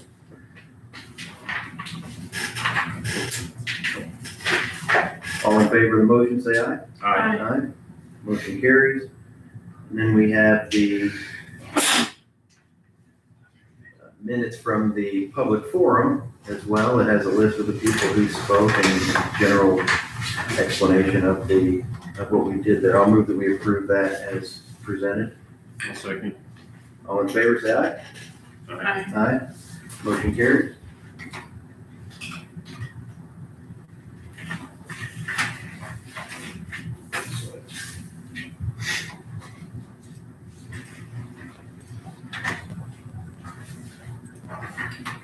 And then finally, we have the minutes from the second regular meeting on July 20th. Any modifications?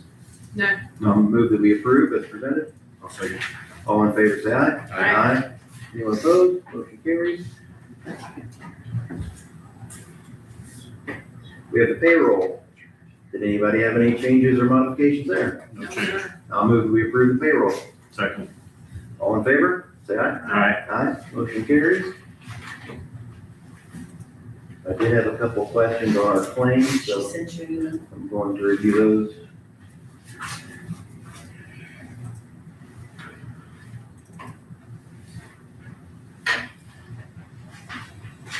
While you review those,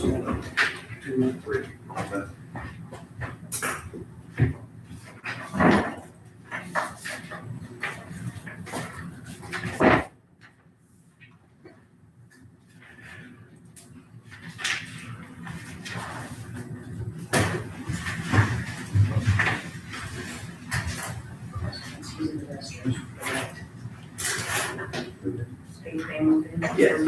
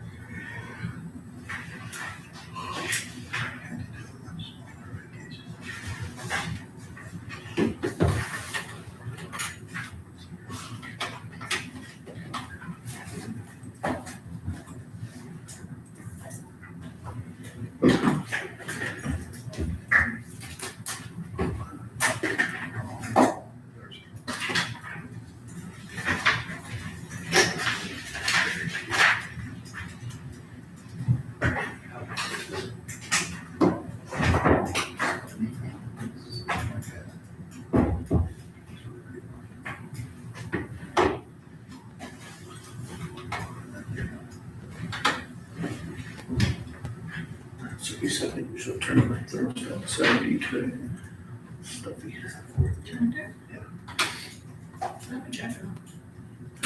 Yes.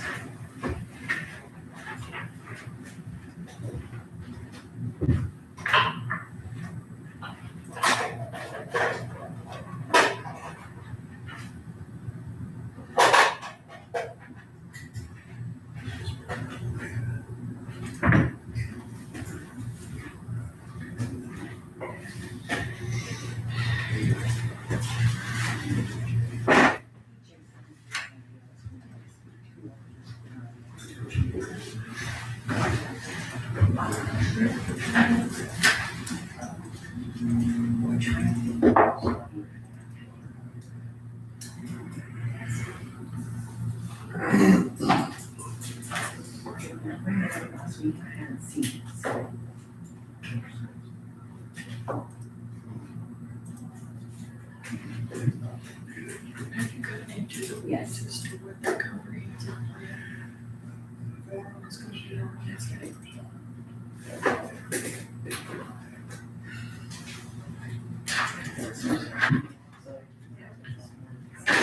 Three to six.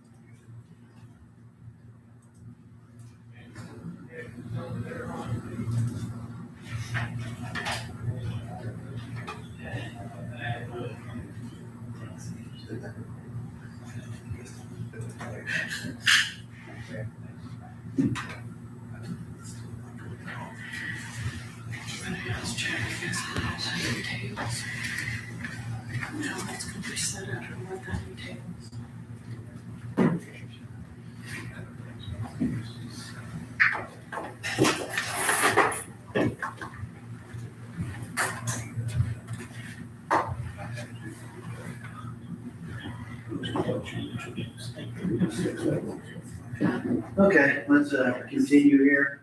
The next item up is the claims against the county.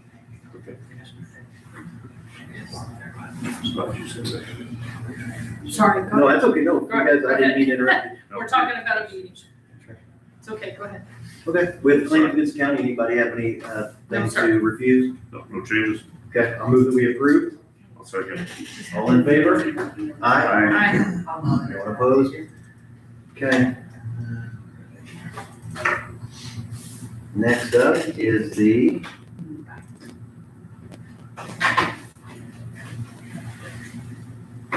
we don't have treasurer's report or clerk report this week. Okay. So the next item is the courthouse records librarian. We brought it up last week, or our last meeting, and I think the point of that was to determine if any county offices were gonna tell us that was a bad idea, or if the public was going to tell us it was a bad idea. I haven't heard any feedback from anyone. I haven't either. Never needed. I'm gonna take that to say that it should be okay. So what our role would be to set the hours and conditions for that office. So I think the simplest version of it is that we will set the hours to be Monday and Wednesday only from 8 to 4. Okay. The person will be in the recorder's office, and there'll be a sign on the door. If someone wants to go down and see the public record, the originals, they're welcome to do that on those days. Otherwise, almost all of the records have been scanned and they are available from one of the public computers or online. I thought the idea was if somebody did come in on the other days, then they could go down if they were up in her office. Pardon me? I thought the intent was for this person to be in Jackie's office and go down there if they needed on the days they were in. Yes, that's correct. Did I not say it that way? So she's only gonna work in Jackie's office on Monday and Wednesday, or she's gonna work in the library on Monday and Wednesday? She's gonna work in the recorder's office, and when someone has a need, Double she will go down. down with them to But that's only on Monday and Wednesday? 8 to 4. So if they have a need on a Tuesday, then Then somebody else goes down there with them. So are we going to allow that, such as if they want to come to your office and find a document from your office? Sometimes we get people that come in on Thursday and they and we take them down there. Okay, so I guess I guess- the But other I don't know offices how go- much this person's working in Jackie's office is what I'm saying. Because she's currently in the library now, and then Jackie has her upstairs other days. Right, this has been cleared with Jack. Yep, so she will have work for the person for these 2 days. Okay. Okay, so I'll move that we approve setting the hours to Monday and Wednesday only by people coming to the recorder's office to ask for assistance, 8 to 4. One second. Any other discussion? All in favor, say aye. Aye. Aye. So I think this was a multi-year transition, because many years ago, we were questioning whether we had a need for it, and the idea was we did have a need until all the documents were available otherwise. So I think we're about to that point. Okay, next up is the county administrator position discussion. So we are at the point where we need to make a decision if we are going to create this position or if we are not going to create the position. So here's just a few things I had down. This weekend, just this weekend, I received emails about the multi-year, multi-hour opioid settlement training session, full-day training session in Fishers on navigating planning practice and law for utility scale renewable energy systems. A notice of awards given by Uplands area of $4 million for arts and culture grants, that we didn't get. And I think I did bring those up is because sometimes we're missing opportunities because we don't have the capacity to go to all of these things and have staff that will do it. And again, I'm not going to say that this position is, I don't know, I guess I want to open the discussion to see if we don't do this position, who will address some of the areas of need that we have. For example, we had that meeting last week, that public forum, planning, implementing, and running land use committee, and the spearheading any future zoning work. If the commissioners decide to put that into place, who will be the person to do that administrative work, to do all of the legwork on things like that. A couple of weeks ago, we spoke about the EDP, that they were going to offer funds to support a third party to review BESS and solar standards. And, if we were to take that on, who takes that on, right? Who takes on the negotiating and the following up with that person? So, do we have answers for those? Because so today we vote this down again. I just think we need to find a solution. If the board doesn't fully agree that this is the solution, I think we need to find what it is. Other ones would be, there's been a volume of community concerns over the last several months, more than we normally would get, for records requests, people wanting us to go on sites, gathering data for people. And I don't think it's right that we continue to put that work on either the auditor or the highway staff, who already have a full plate. So I guess my question there again is, if it's not this, who can help those people with that? We could hire consultants or we could hire part-time people, but I don't feel like I've had a good feeling and track record with people we've had as consultants over the 10 years that we've been up here. And please, if you have comments on any of these, I'm happy to hear them. I've been in favor of the county administrator from the very beginning, when this conversation came up in the very beginning.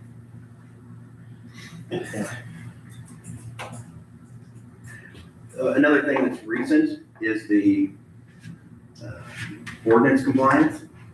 We had trash court earlier today, and we don't have an ordinance enforcement officer like some of the other units here, like Huntingburg or Jasper. I don't know if Vernon does, I'm sure they do. So when we have a condition like we did this morning, or on the solar site, we have all been out there and we all try to look at it, and the highway department is doing their thing, but we don't have someone that we can dedicate or send out there at any notice to ensure compliance with either the road use or the trying to think of like the vegetation rules, the setback rules. We don't have the people necessarily in place to do that. And I could go on with a few other ones. The next one is a comprehensive plan. Once we're done with that, implementing that, I think we want to provide a high level of service to the community and to the people. And without someone to implement, will it sit over there on a shelf and collect dust? Finally, safety coordinator, fleet management, coordination of capital improvement projects are another one. And I'll say that I don't think these are abstract issues. These aren't things that are just initiatives that don't have value or meaning. These are concrete things that are important, and we need to implement them. If we don't do the county administrator, then again, I want someone to. We need to have someone that can do some of this work to help us out. Can you remind me again what the pay structure would be for the county administrator?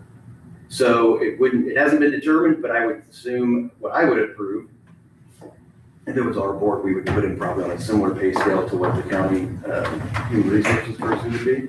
Okay. I think that would be a starting position, somewhere like that. So it'd be a 40-hour position, working at the pleasure of the commissioners. And I guess to a little bit lesser degree to the county council. And I think I just have two more sentences here, and then I'll open it up for further discussion. Counties larger and smaller than us are using these, such as Morgan, Wayne, Montgomery, Wabash, and Dearborn. And I just took that from the study that we did last year about this same time. And I don't look at this as something that will replace the work and responsibility of the commissioners. It's definitely not that. It's an aid to them. It's an aid to the county government, and as a whole, I think it's good for the county. I mean, I spent a lot of time this weekend doing a lot of work for this, which I want to do. I care about the county and I want to do that, but it would be a godsend to have somebody to do some research, for somebody to help get some of these things done. We're the executive body, and we need as much detailed, good information as we can to make the best decisions. And I don't know that that's always the case because we don't have the resource for that. So, Commissioner Hofstadter, any thoughts? Have we given any thought to, and I don't know if what the legality would be of just making the commissioners full-time? Taking that pay from an administrator position and making it a full-time commissioner position. So that could be done on a multitude of ways. It could be voted to, president of the commissioners would be full-time, or it could be all three commissioners are full-time. That way the public still has the direct vote, who's doing the day-to-day running of the county. My one fear is that we end up in a situation where we have a county administrator who sits in a position for a very long time, and ends up with maybe a lot more pull, than what the commissioners, it kind of depends on the commissioners in the office. And if they're not strong enough to push back on the administrator, we could get an administrator in here that essentially runs the county. That is my fear. If they were full-time commissioners, or even the commissioner president was full-time, the county has a right to vote, and they don't like who we choose as president and don't want that person full-time. They've got their 40 years, and that would be that. Yeah, one of the issues I see with that is a continuity issue. Mhm. It's kind of like we've had all those VSOs over the course of all this time. When you bring in a new person, they have to start from ground zero a lot of times. And if they're in the middle of a project and they don't decide to run again, or they lose an election, then whoever has all that knowledge, that institutional knowledge and all of that experience goes out the door too. So do I think from a legal standpoint, could we probably make one or all three of us full-time? I think we can. I don't know that, but again, I think if you have a board that's so weak that they don't control the county administrator, then I think that that's a problem with I think that's a problem with the executive board. I would agree, but I could also foresee that.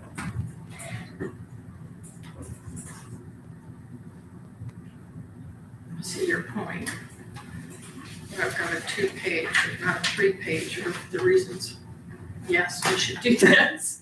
I mean, I could read all day long, but, you know, that someone that's gonna dedicate their time, and just like you said, you know, change of hands. But at the same, when we have elections, we have at most 2 commissioners changing at one time. We're gonna have some continuity, and we'll still have our council.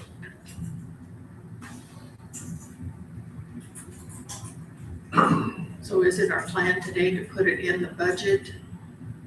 So you remember last time we put it on the budget, we just Okay. have to decide if it's actually going to be created or not today. And so if we did create it, then we'd also have to have the county council decide if they wanted to fund it. Sure. So there would be a couple steps. So again, I understand your concerns. So let's say we don't do it, again, I wanna know who's gonna do those things. I think I've provided both of you with a list of, I don't know, 30 or so items Right. that need work. And if we wanna say, we're just gonna chop the list up into thirds and we're gonna try to make a way to figure it out between the 3 of us, or Mr. Duval, whenever he's the commissioner next year, I guess that's an option, and we can try that way. But I still feel that we're not meeting our full responsibility and not performing at our highest level without an assistant of some sort. I can dedicate a lot more time. For example, we got phone calls on Friday. There was a water break because on that road that we agreed for them, allow them to shut down. We had somebody call that was concerned, what's going on out there? And luckily, I was able to get in touch with the on-site manager in the highway department, and, you know, it was managed and wrapped up within an hour of my knowledge of it. So that one was fine, but what if it was a situation where we need somebody out there immediately? It'd be pretty hard for us to get out of our full-time work to drop what we're doing and get out there. When I think that oftentimes a county representative is necessary in these situations. Agreed.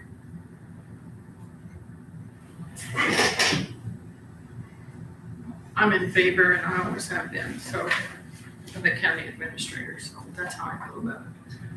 I see the need, I guess I don't like the way it would be implemented. In what way? I think we would, I think that the position by law is an appointed position. So the board of commissioners could just say, we want Kevin to come in and do it, right? If Kevin would be willing, sorry, Kevin. And we could do that way, but I don't think that that's probably the best way. I think we would open it for applications. We would take the best people for the Right. job, and if that's whoever that is, that's who it would be. Right. And if, I guess future commissioners could decide every December if they want to keep that person. Sure. Or, I guess, really, they don't even have to wait till December, but that's usually how our appointments work. Sure. Any other discussion? No.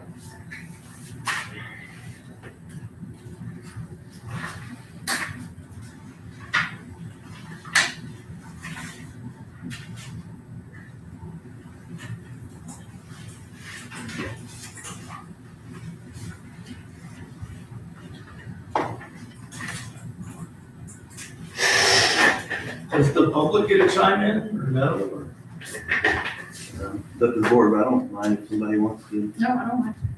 Yeah, come on up. Everybody, good to see you. I'm Zach Hine. Not a huge fan of this position. You know, like Nick said, I'd rather the 3 county commissioners be full-time. You can always have a guy in your nifty little county commission office and 2 out and about. You know, and then when people do call you late, you don't have to worry about your full-time job, because being county commissioner is Sure. your full-time job. Sure. All you're doing now with this position is putting you guys get to pick another one of your buddies to put up there. You know, and then we can't do anything about it. We've just gotta live with it. We've got a sheriff facing felony charges right now that we gotta live with. You know, and this is another situation where something like that could happen, and then we can't get rid of it. and you guys will need something from him. You'll still have to work with him. So you won't say anything negative about it. You know, could we put something like this on the ballot in November? Hey, would the county like a one person, this guy, or 3 full-time commissioners? Because, I mean, in my opinion, and I know I'm rough on these two for sure. I don't know you, but it's a pleasure to meet you. We do not feel like you guys are working for us on a lot of things. I think it was, you know, it's just this one thing that I thought, why would you want to start another? Because eventually this guy's gonna need an assistant. So you're just opening a thing to spend more and more money. When, what you say you're gonna start him around 70,000 a year, why not cut that 3 ways? Make the 3 commissioners full-time, add that to the 45 or whatever it is that is county commissioner, and make it a 65,000 a year job with the benefits. You know, and that way we can always get to you, and you guys don't have anybody else to hide behind whenever we do have issues. That's just my opinion. Thanks. Anybody else? Kevin, I'll just add that if you would come up. Kevin Meyer, Knox County, 4th Commissioner on the county council, but Vigo County, their 3 commissioners are full-time. And they do have a county administrator. So that'd be a good place to start and talk to. And they're all real cool people. They do a good job. They have full-time commissioners and an administrative assistant? Yes. Yeah, her name's Tammy. Oh, wow. Okay.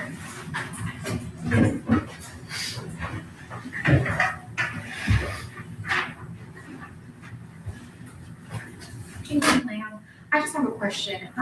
You mentioned Wayne and Morgan counties. Do they have similar support staff, less or more support staff than Du Bois County?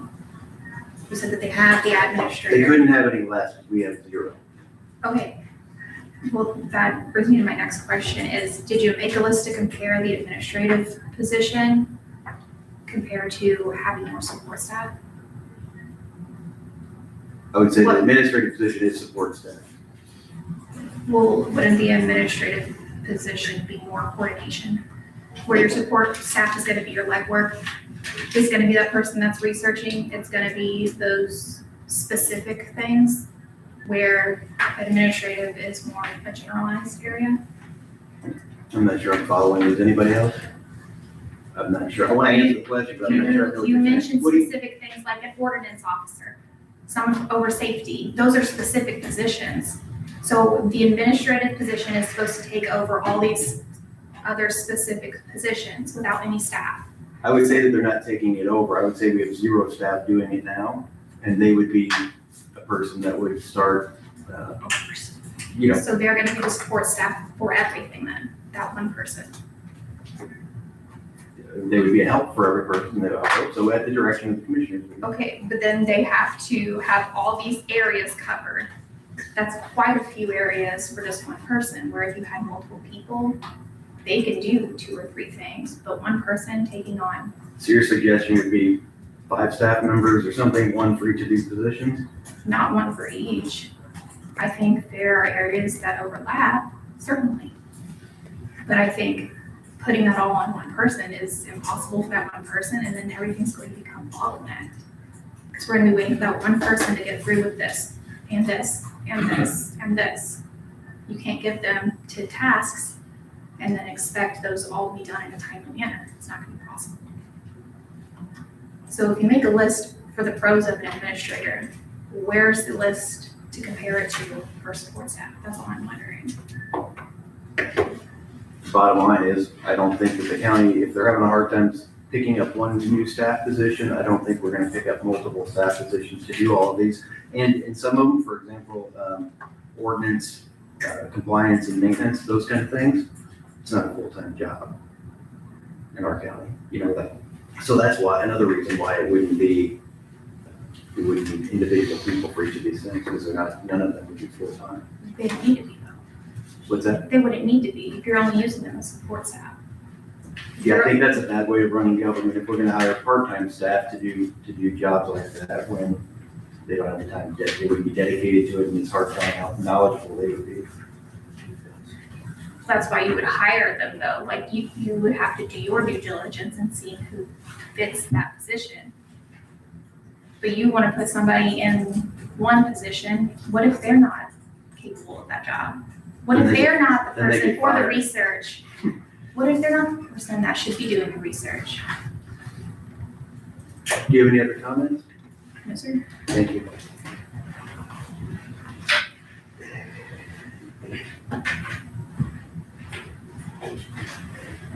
Doug Gabler, County Council. You guys know I've already voted no on this as far as the funding for it goes.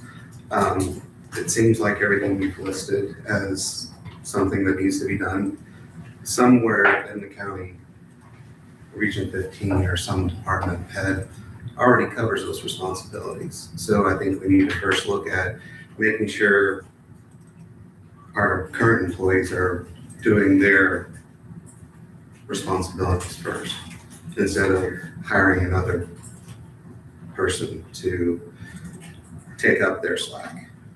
So that's just my 2 cents. We're on the council, we're trying to make sure we make budget every year, and it's getting harder and harder. With everything that's going on. So, I recall you making that argument about somebody else should be able to do the work. For example, who should implement the county comprehensive plan, the findings that we have from there, who would that be? I think Or who would do ordinance enforcement? I mean, just those two. county commissioners, I think, could do that. And, I mean, if you really think that you guys, the commissioners can't do that, or the appropriate department heads, then, I don't know, maybe like they're saying an assistant, part-time person, or maybe look at the structure of each department, seeing if we're totally utilizing everybody to their fullest potential. You know, is it something where we may need to expand to 40 hours a week for some departments? Because we're only at 35 right now. That may be something where that could help alleviate some of the time constraints that you're talking about. And I'm not opposed to any of those things that you're saying, I just don't think they're practical. For example, if they needed to call you out on a Friday in November, you're not available. If they call out Mr. Hostetter on a Friday, he's not available. And I'm lucky I'm at a place that's flexible, so I go out and I go. But, I mean, people just aren't available. It's just not, so people say the commissioner should do it, then we could do the full-time thing. I think our pay is around $30,000 a year for the commissioners. And if we had an administrator, I don't know who it was. It's not like we're gonna have an administrator or 3 commissioners. There's gonna be 3 commissioners and an administrator. So again, I'm fine with other alternatives. I don't mind that, but I don't know who we're gonna say implement this high level initiative for us, right? We're the executive body. We think it's a good idea to do a project. Now some part-time person or somebody from an office gets to add 5 hours of work a week to do that. To me, that doesn't seem reasonable. And again, I'm open to solutions. I just haven't heard any that I think are. This is gonna be a big add to the county budget though.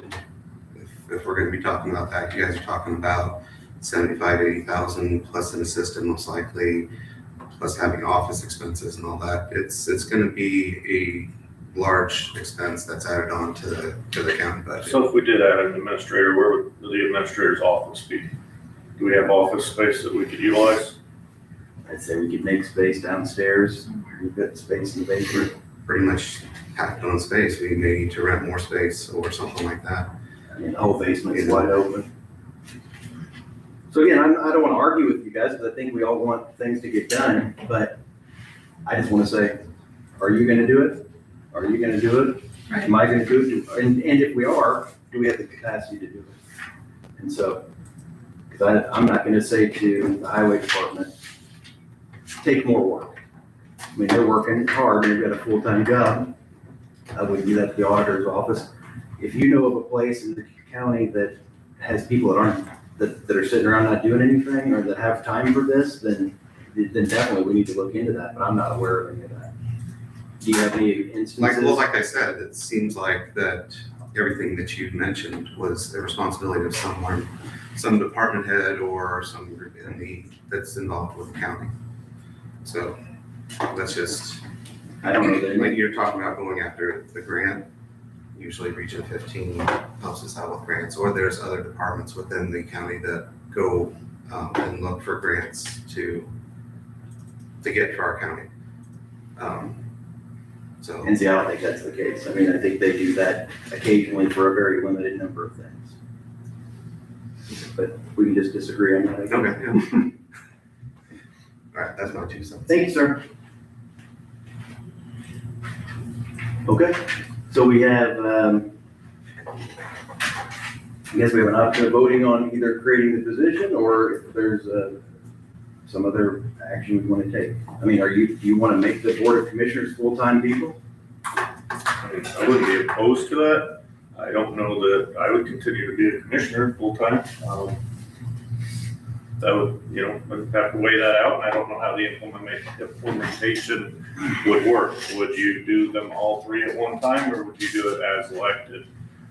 So the next election, we would decide whether or not we're gonna go full-time, and if I decide I don't wanna be a full-time commissioner, I won't run. So on and so forth. Is it possible to have one full-time commissioner? Do you know if that's At one time it wasn't, but it would be now. I believe. okay? That one year that you were the president of the board, remember they weren't allowing us to have different pays for different responsibilities for the board, but since then they've changed that back, I believe. Because then we could, make president of the commissioner our administrative position. The commissioners would choose who that is. The public would still have every 4 years to decide if they like our choice. And it would be appointed like our highway supervisor or engineer position. And if none of the 3 want to do that? Then they shouldn't have ran for commissioner, I guess, I don't know.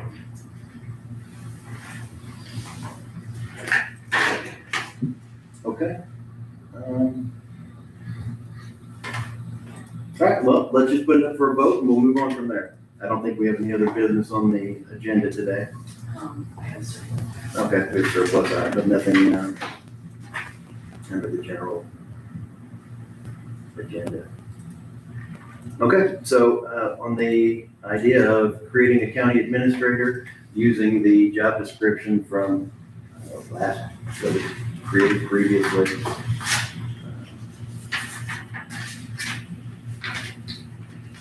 Trying to think if there's anything else before we make a vote. Oh, and Mr. Hine, to your question, the state doesn't allow things like this to be put on as a ballot initiative. It's very limited what they allow for ballot initiatives, so I did want to answer your question there. And as far as the sheriff, he is an elected official, so he is under different rules and laws than an appointed or hired person. So, okay. I would like to add one more thing, and that is the pay. If we took the administrative pay and divided it by 3, we would still be saving the county money because we would not be offering another insurance policy. Yep.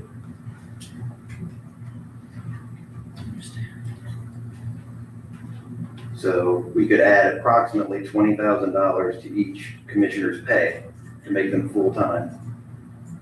And I don't think any of the 3 of us would be full-time commissioners at that pay. Maybe not. Where you have to be in here from 8 to 4 or 5 for every day or whatever it is. So again, I think these things sound good, but I don't know that they work in the real world. I think if the commissioners are paid like department heads, we have good department heads, elected department heads that take that pay. And, Well, they take probably 15 more for that. okay, well, I would say that they should be paid similar to our department heads. Maybe a little, I don't know, maybe a little less. I think it would still be less than our county administrative position. Okay. Any final comments before we bring it up for a vote? No. No. Okay, all in favor, or I'll move that we create the county administrator position to keep it in the budget and create it, to begin January 1st. Second. Okay, we have a first and a second. Any other discussion? All in favor of the motion, say aye. Aye. Aye. No, Anyone opposed? We have one. The motion carries. Okay. With surplus items from the recorder's The office. recorder's office has 3 label printers and 3 receipt printers. They also have paper, labels, cartridges, and printer rolls that go with those. They were looking to see if another county could possibly take them on, but I don't know if she's found it right. Anybody have an issue with declaring those surplus?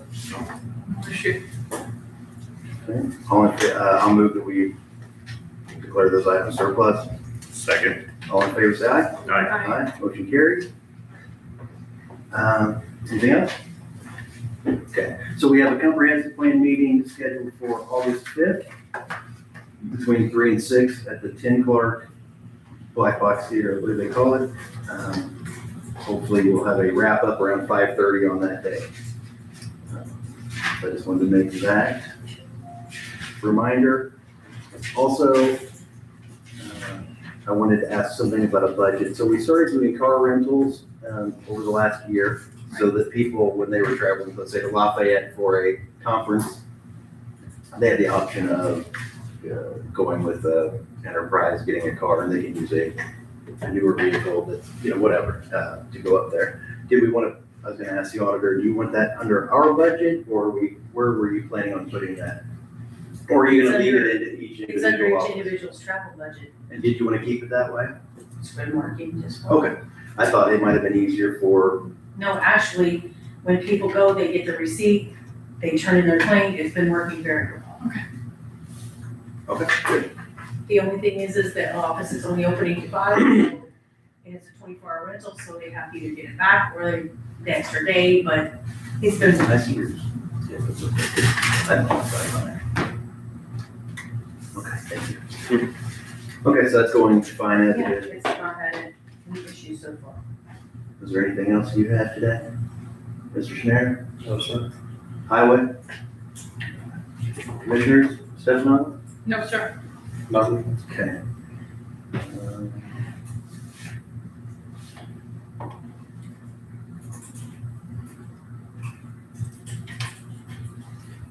Okay, public comment?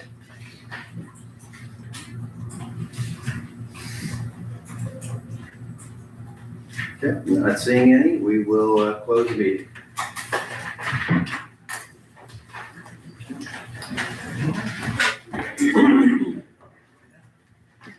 Oh, there was one other thing, but it's. You want me to leave it on? Sure, leave it on for just a second. So we did get a notice from the Jasper Planning Commission that there's a notice of a public hearing. I don't know if we have any care about it. It's the 38 acres north of, on Mill Street. Okay. You know, that big Yeah. square of land. Good for sale for bid? Yes, they want to change it from single-family residential to heavy industrial. So I don't know much about that. Just wanted to tell you that if you did have an issue. All right, we'll close the meeting. Thank you. That's cool, we're gonna answer that. Pen finally did it. Yeah. Thanks.